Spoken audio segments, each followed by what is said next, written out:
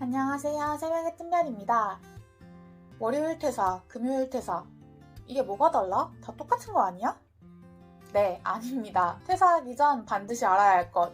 이 영상은 꼭 보고 퇴사 준비하세요. 진지하게 퇴사 고민을 하신 분들이 이 컨텐츠를 클릭했다고 생각합니다. 저는 오늘 퇴사 전 반드시 알아야 할 주제에 대해 여러분에게 이야기해보고자 합니다. 입사. 취업 성공. 너무 설레이는 단어죠. 수많은 취준생이 보일 것 같지 않는 터널을 뚫고 회사에 입사를 하게 됩니다. 그런데 입사를 하고 나면 생각 외로 다들 불안해합니다. 이 회사 다니면서 이직은 어디로 할 수 있을까? 선배들은 어디로 이직하고 승진하면 얼마 받고 어떻게 살아가지? 내 미래는 어떻게 되는 거지? 이건 대기업을 다녀도 공기업을 다녀도 공무원이 되어도 마찬가지입니다. 최고의 기업에 다닌다면 더 괴롭습니다. 여기보다 더 나은 곳, 대안이 없다는 것을 깨닫기 때문입니다. 하지만 대부분 이 생각에 그칩니다. 계획을 하기보단 아무런 생각 없이 받는 월급을 아무렇지 않게 써가며 미래는 어떻게든 되겠지 하고 내팽겨치기 일쑤입니다. 미래가 불안하긴 하지만 현재의 소비를 멈출 수 없는 분도 많고요. 당장 편안하니까요. 불안한 나머지 내 윗사람에게 이직은 잘 되는지, 이 회사 나가고 다른 사람들은 뭐 하고 있는지 묻습니다. 하지만 그 안에 있는 사람도 정답을 모릅니다. 자기도 똑같은 직장인인데, 직장 밖을 벗어나 본 적이 없는 사람인데, 초중고 교육받고 대학 들어가고 남들이 하라는 대로 회사에 들어가서 월급 받는 생활을 하는데 그 방법을 알 리가 없죠. 그리고 나간 사람들 소식 또한 간간히 들리는 것이지 어떻게 사는지는 그 누구도 정확하게 알지 못합니다.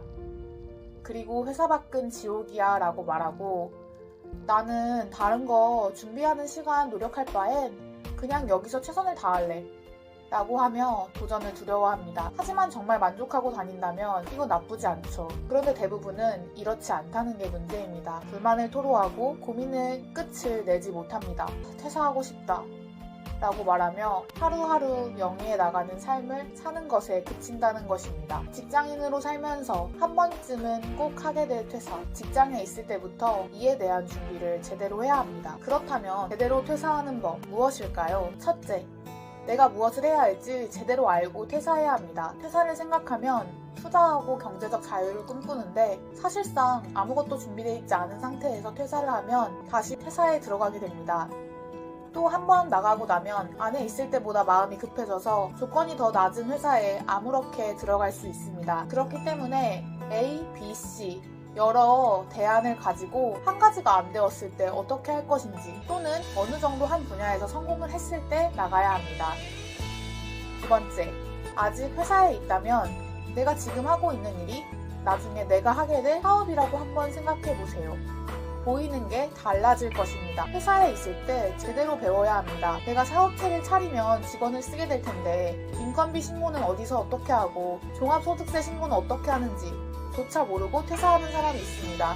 회사 다니면서 이런 걸 하나라도 어떻게 하는지 배우고 찾아보고 작은 시도라도 해봐야 됩니다. 월급 외의 수익을 어떻게 관리하고 사업체 관리는 어떻게 하는 건지 찾아 배우고 학습해야 합니다. 세 번째, 마무리가 아름다워야 합니다. 우리는 흔히들 그 사람의 마지막 모습으로 그 사람을 기억하곤 합니다. 넷째, 이게 가장 주된 포인트인데요. 퇴사할 거면 월요일에 하세요.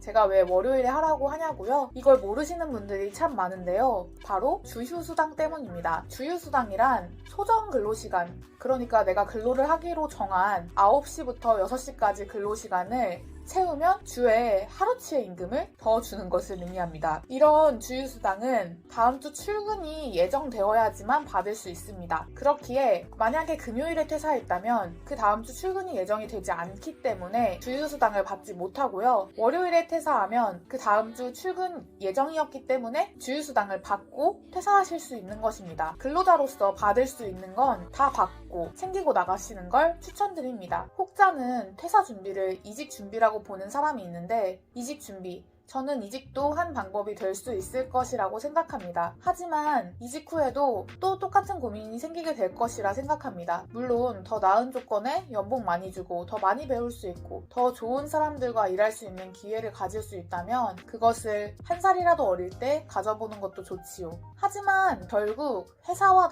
국가는 나를 책임져주지 않다는 것을 깨달아야 합니다. 퇴사. 하면 큰일 난다.